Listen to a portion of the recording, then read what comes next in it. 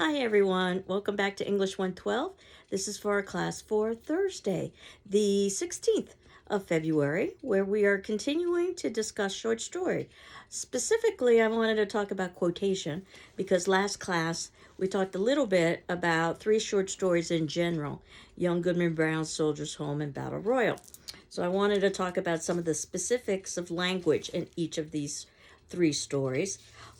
Young Goodman Brown in my edition would be 321. And I'm not necessarily sure if you've got the same page numbers. But do note that it begins that young Goodman Brown came forth at sunset into the street at Salem Village. So sunset already establishes the mood of darkness or something negative going on. Of course, Salem is associated with the witch trials, and we know that Goodman is going on some sort of an errand that his wife is trying to prevent him from completing, but he feels he must do so. And he comes across an individual who may or may not be the devil or some sort of an evil entity. And again, for me, this is page 323 or 1560, paragraph 18. Where the figure says to Goodman Brown, I've been well acquainted with your family, as ever a one among the Puritans. That's no trifle to say. I helped your grandfather, the constable, when he lashed the Quaker woman so smartly through the streets of Salem. And it was I that brought your father a pitch pine knot, kindled at my own hearth, to set fire to an Indian village in King Philip's War. They were my good friends both, and many a pleasant walk have we had along this path, and returned merrily after midnight. I would fain be friends with you for their sake. So we learned a little bit about the Puritans, which I had discussed a bit last class, but also this figure is saying that this figure is quite familiar with Goodman's family. So this is the first indicator of sin existing within Goodman's world. And then, of course, we find out about Goody Cloyce, who taught him his catechism. However, she seems to be on her way. And in fact, some of the overheard conversation is about mingled with fine wheat and the fat of a newborn babe, as she laments, my broomstick hath strangely disappeared, stolen, I suspect, by thy unhanged witch, Goody Corey. Again, all of this is supposed to lead to the supposition that in one way or another, they're involved with witchcraft. And then, of course, Goodman sees the minister. He sees Deacon Goodkin. He sees people from Connecticut and Rhode Island and Falmouth, which is on the Cape. So this would be a great amount of distance to travel, especially pre-automobile. Holy men and evil men all together. And, of course, Goodman sees a pink ribbon, which would be suggestive of the fact that Faith herself is at this witch meeting, or what appears to be a witch meeting. One of the clues that the story is really about Goodman and not necessarily about the witch meeting occurs on page 326, at least for me, or that would be paragraph 50, 51, 53. In truth, all through the haunted forest there could be nothing more frightful than the figure of Goodman Brown. On he flew among the black pines, brandishing his staff with frenzied gestures, now giving vent to an inspiration of horrid blasphemy, and now shouting forth such laughter as all the echoes of the forest laughing, like demons around him. The fiend in his own shape is less hideous than when he rages in the breast of man. And then we find out this figure is going to address the seeming congregation in front of him, saying, and for me this is on page 328, or this would be paragraph 60, 61, 63.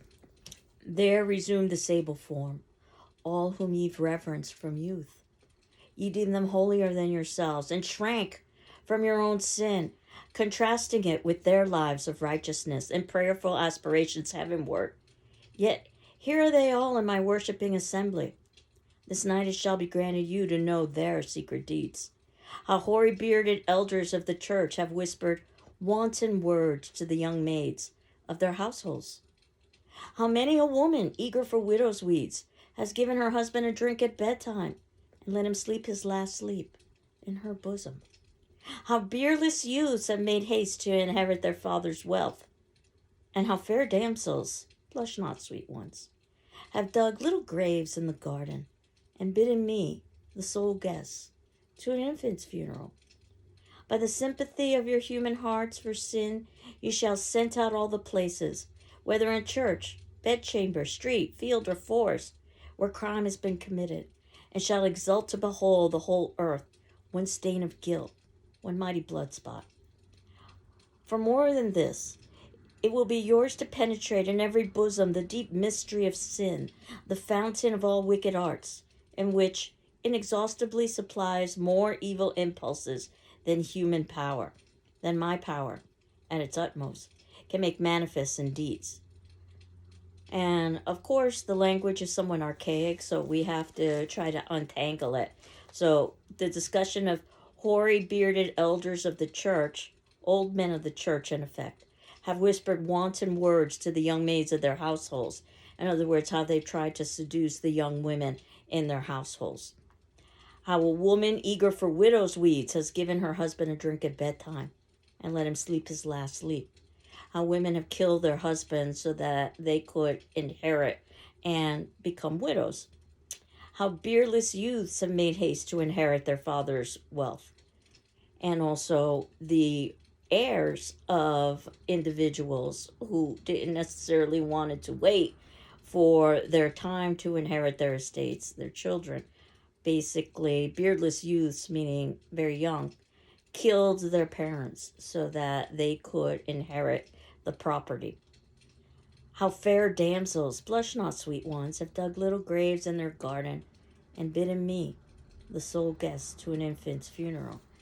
That the single women who portray themselves as virginal not only are not virginal, but have actually committed infanticide, and they've killed their own children rather than give birth out of wedlock, and buried the bodies in the garden. And then the ending of the story, as I had suggested earlier, asks the question that most readers want to know.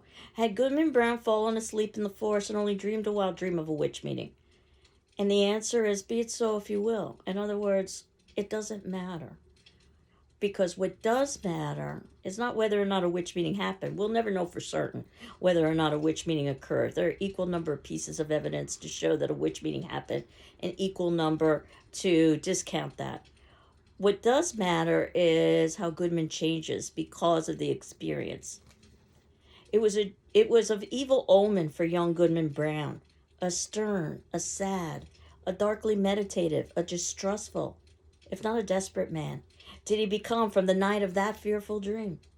On the Sabbath day, when the congregation were singing a holy psalm, he could not listen because an anthem of sin rushed loudly upon his ear, drowned all the blessed strain.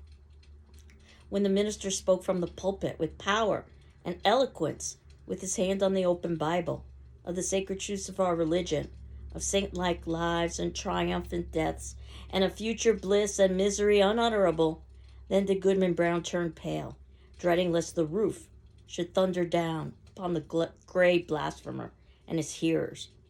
Often, awaking suddenly at midnight, he shrank from the bosom of faith, and at morning or evening time, when the family knelt down in prayer, he scowled and muttered to himself, and gazed sternly at his wife, and turned away. And when he had lived long, and was borne to his grave a corpse, followed by Faith, an aged woman, and children and grandchildren, a goodly procession, besides neighbors not a few, they carved no hopeful verse upon his tombstone, for his dying hour was gloom.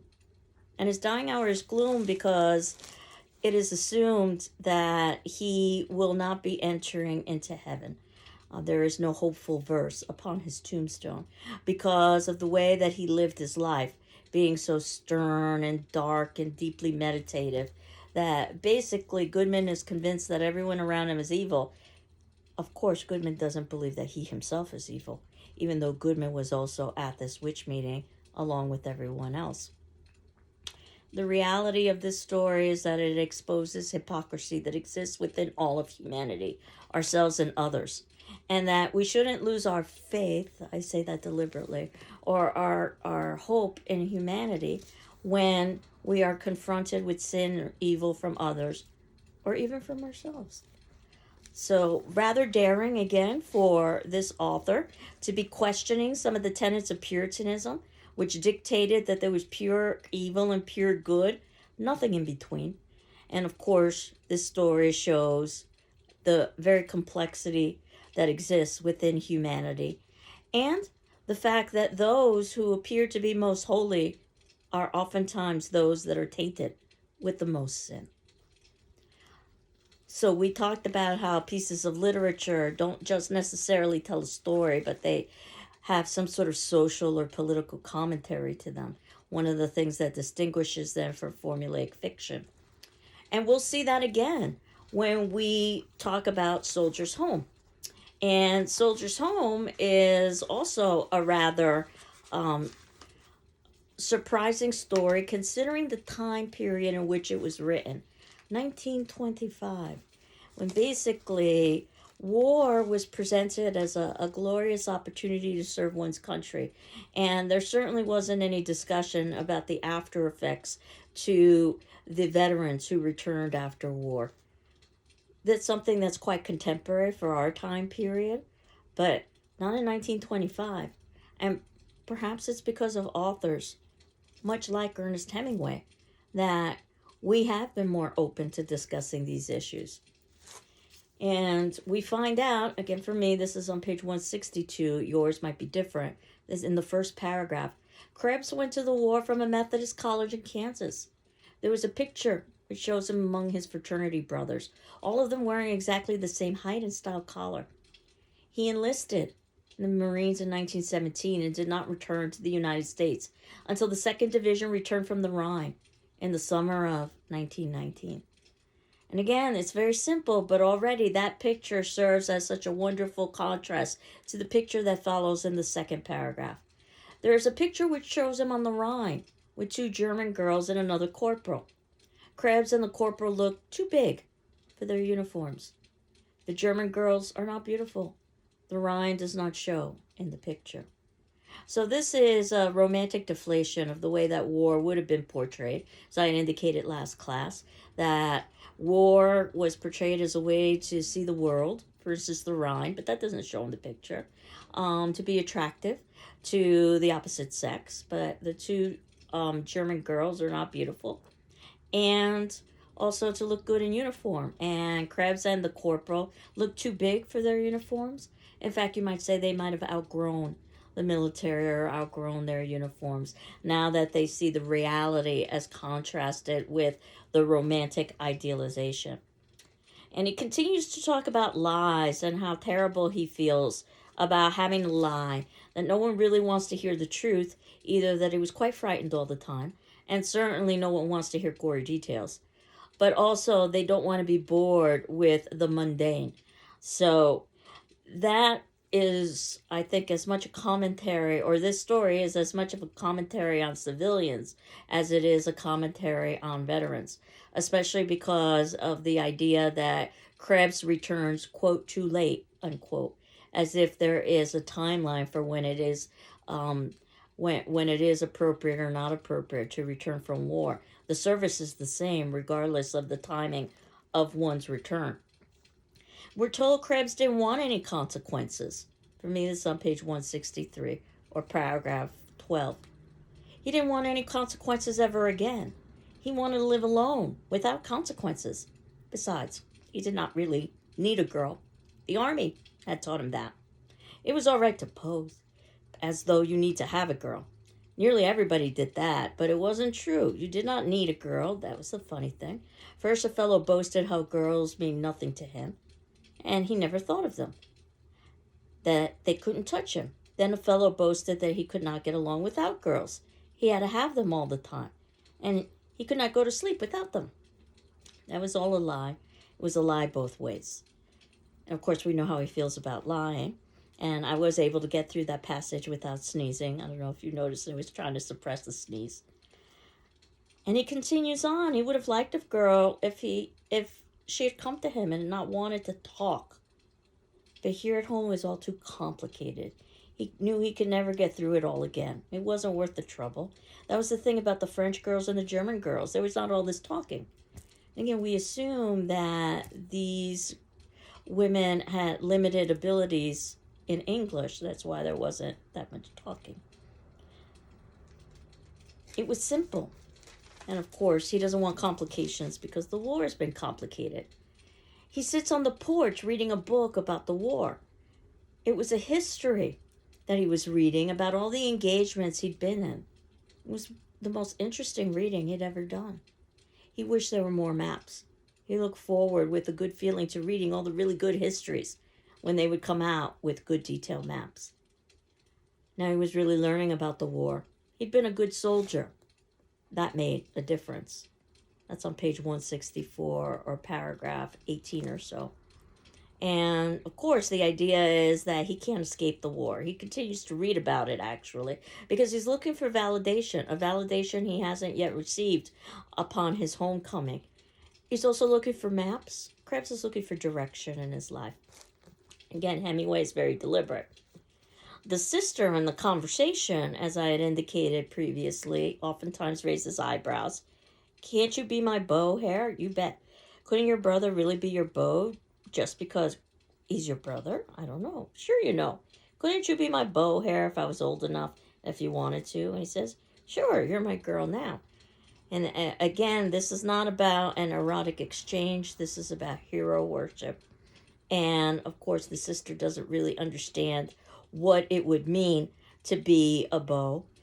And ultimately, this is the perfect relationship for Krebs because it doesn't come with consequences, with responsibilities, with expectations. Because obviously they can't date in a romantic way. Krebs's mother tells him in paragraph 70, you know we love you, and I want to tell you for your own good how matters stand. Your father does not want to hamper your freedom. He thinks you should be allowed to drive the car. If you want to take some of the nice girls out riding with you, we're only too pleased. We want you to enjoy yourself. But you are going to have to settle down to work, Harold.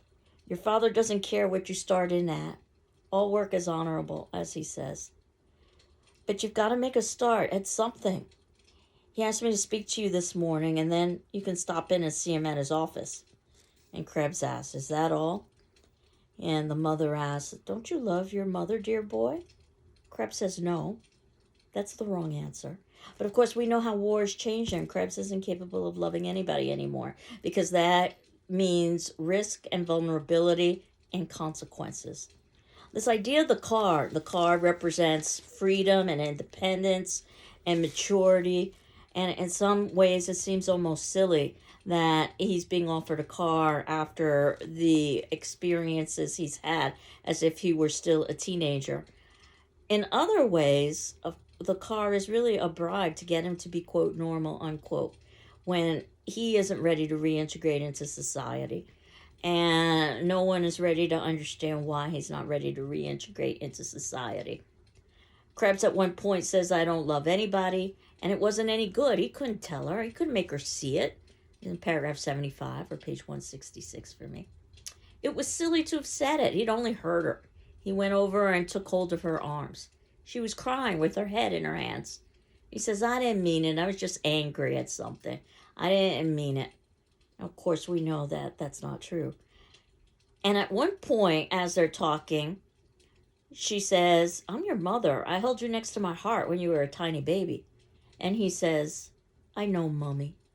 And just the use of the word mommy, notice how he's regressing back into childhood. And then the final paragraph, which for me would be on page 166.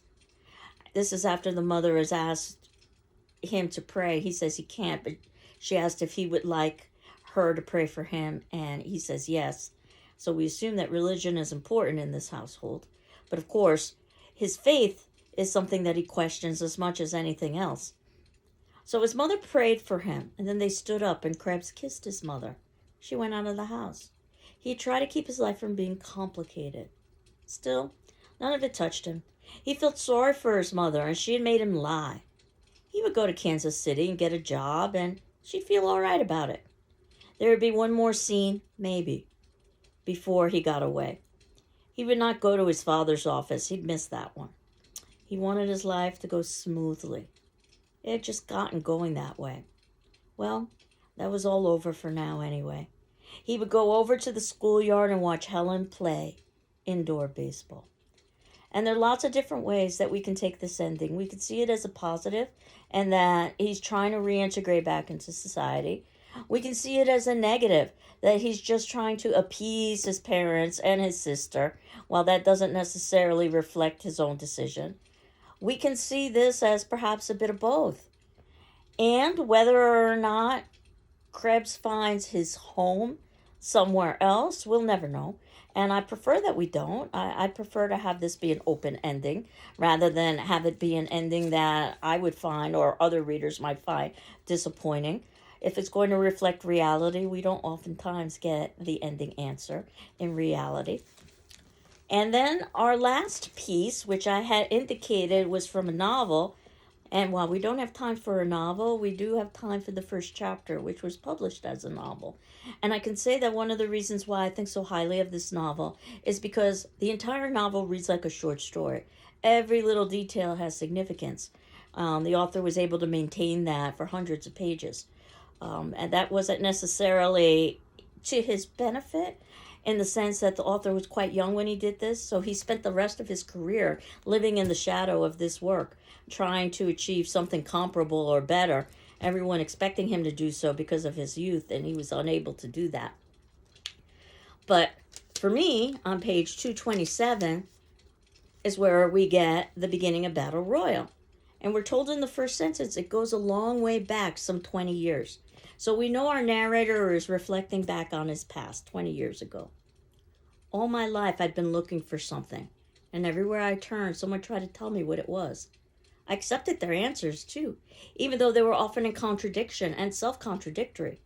And I can tell you that a major theme throughout the novel is about contradiction. And he talks about how he had to discover that he was an invisible man. And this is the second paragraph. And yet, I'm no freak of nature, nor of history.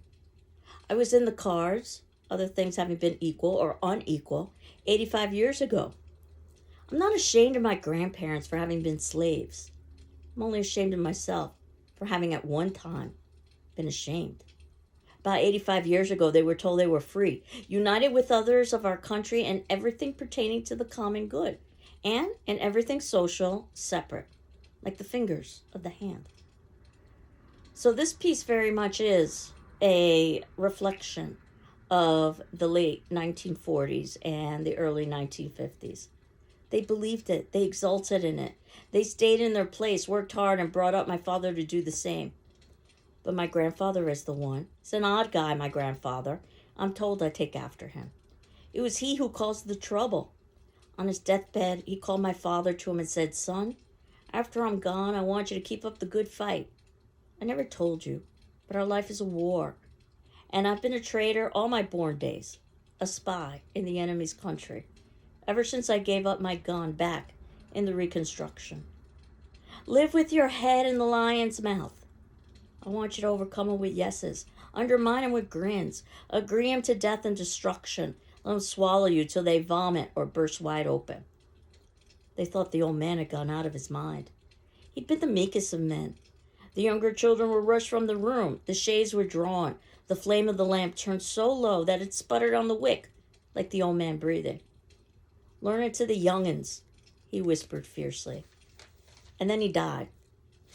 Basically, this idea of pretending to be humble and meek to dominant society and accepting of one's place as inferior as a black man, but only using that as an opportunity to infiltrate, much like a spy, to live with your head in the lion's mouth, and hopefully have an opportunity to overthrow this system. But of course, the Invisible Man doesn't understand this when he's reflecting back when his grandfather first uttered these words, or when the Invisible Man gives his speech. And he's being honored, supposedly, by being able to give his speech to some of the leading citizens of the town. On page 228, or paragraph 5, It says all of the town's big shots were there in their tuxedos. Even something as simple as a tuxedo. Think about the color scheme of a tuxedo, black and white. And this entire story is about black and white. That they were wolfing down the buffet foods. Wolfing down. So these individuals are portrayed as bestial, animalistic. Drinking beer and whiskey and smoking black cigars. This idea of consuming things that are black, like the cigars. It was a large room with a high ceiling, and chairs were arranged in neat rows surrounding three sides of a portable boxing ring. And of course, we get a literal boxing match. But this is also a metaphor for the boxing match that people of color have to play on a daily basis, or that they have to fight, really. This isn't about play. On a daily basis in order just to survive. And we learn a little bit about how ultimately they treat women as well as how they treat people of color when a woman is brought in, a magnificent blonde, stark naked. And there was dead silence. I felt a blast of cold air chill me. This is on the bottom of page 228, by the way. Or if you're wondering, 5, 6, I believe it's paragraph 7. And then he says, I tried to back away, but they were behind me and around me.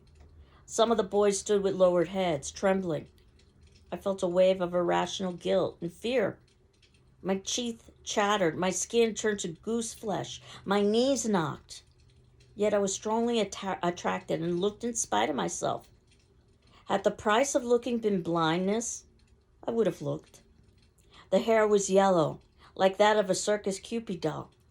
The face heavily powdered and rouged, as though to form an abstract mask. The eyes hollow, smeared a cool blue, the color of a baboon's butt. I felt the desire to spit upon her as my eyes brushed slowly over her body. Her breasts were firm and round as the domes of East Indian temples. I stood so close as to see the fine texture and beads of pearly perspiration glistening like dew around the pink and erected buds of her nipples. I wanted at one and the same time to run from the room, to sink through the floor, or to go to her and cover her from my eyes and the eyes of the others with my body, to feel the soft thighs, to caress her and destroy her, to love her and to murder her, to hide from her, and yet to stroke where below the small American flag tattooed upon her belly, her thighs formed a capital V. I had a notion that out of all in the room, she saw only me with impersonal eyes. And of course, we can perhaps understand these contrasting feelings when we know that she's been put there to obviously arouse desire, but the reality of the situation is that any black man showing any kind of interest in a Caucasian woman is very high risk for punishment or even death. It's a lose-lose situation. And of course, this is exactly what they want to do. These leading citizens, they almost remind me of some of the leading citizens at the witch meeting in Young Goodman Brown. And yes, the N-word is used here. I think it's important so that we can understand the historical context. So these men are insulted, and they're brutalized, and they're humiliated, and they're embarrassed. They're also blindfolded. And again, this could be a metaphor for the idea that the disenfranchised are blindfolded in our society so that they can't see the truth. The blindfolds are white, a minor detail, but important with the black and white imagery, and that it's the idea of white or Caucasian society that is blindfolding individuals or trying to keep the truth from them. And the Invisible Man says on page 230 or paragraph 21, blindfolded, I could no longer control my motions. I had no dignity. But of course, none of this is dignified. The smoke had become thicker, and with each new blow, it seemed to sear and further restrict my lungs. My saliva became like hot, bitter glue. A glove connected with my head, filling my mouth with warm blood. It was everywhere. You'll remember that later on when he makes his error, he says he was swallowing blood. That's literal, but also figurative as well. And of course, Tatlock, he tries to make a deal with the last man standing. Of course, this has all been fixed, so the Invisible Man will fight Tatlock, the biggest boxer of all. Fake like I knocked you out, and you can have the prize, the Invisible Man says on page 231. And the response, and this is around paragraph 30, is from Tatlock, I'll break your behind. And the Invisible Man asks, for them? He goes, no, for me, you son of a bitch. And this idea here that the only way to retain a certain level of honor and dignity in this incredibly corrupt and undignified situation is to win that boxing match. And of course, we know that afterwards they are misled into thinking that they're gold coins that they can collect on an electrified floor. They're continually zapped with electricity and electrocuted, and find out that those gold coins are fake. They're just mere tokens for a car dealership. This idea of power, who has power and who doesn't have power, as represented through electricity, is something that we will see throughout the novel.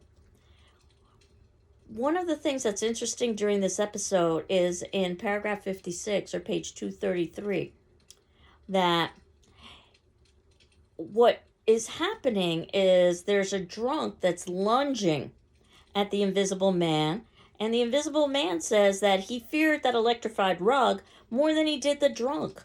So I held on, surprising myself for a moment by trying to topple the drunk upon the rug. It was such an enormous idea, I found myself actually carrying it out. I tried not to be obvious, yet when I grabbed his leg, trying to tumble him out of the chair, he raised up roaring with laughter, and looking at me with soberness dead in the eye, kicked me viciously in the chest. The chair leg flew out of my hand, and I felt myself going and rolled. It was as though I rolled through a bed of hot coals. So this already shows a certain level of defiance from the Invisible Man. So it's not perhaps surprising that when he's giving his speech, and of course the speech was just a pretext so that the Invisible Man and the others could be humiliated and abused. Instead of the Invisible Man saying social responsibility, he says social equality, which is quite different. And of course he's questioned about that on page 235 or paragraph 90. Are you sure that equality stuff was a mistake? And say, oh, yes, sir, I was swallowing blood. And then, of course, we find out that he's presented with a briefcase. Of course, a briefcase is representational of success, business opportunities, that gives a scholarship to the local college. This would seem to be positive, and certainly he thinks of it as a positive. And we're told in paragraph 102, I believe, or page 235, when I reached home, everyone was excited. Next day, the neighbors came to congratulate me. I even felt safe from grandfather, whose deathbed curse usually spoiled my triumphs. I stood beneath his photograph with my briefcase in hand and smiled triumphantly into his solid black peasant's face. It was a face that fascinated me. The eyes seemed to follow everywhere I went. Notice he's underneath the portrait, in other words, that he can never escape his grandfather. And then we're told about the dream. Last night I dreamed I was at a circus with him, grandfather, and he refused to laugh at the clowns, no matter what they did. Then later he told me to open my briefcase and read what was inside, and I did, finding an official envelope stamped with the state seal. And inside the envelope I found another and another and another, endlessly. And I thought I would fall of weariness. Them's years. Now open that one.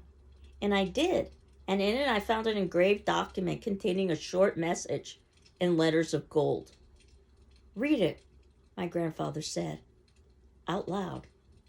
To whom it may concern, I intoned, keep the Zen boy running. And of course the word is used. I woke with the old man's laughter ringing in my ears. It was a dream I was to remember and dream again for many years after. But at that time, I had no insight into its meaning. First, I had to attend college.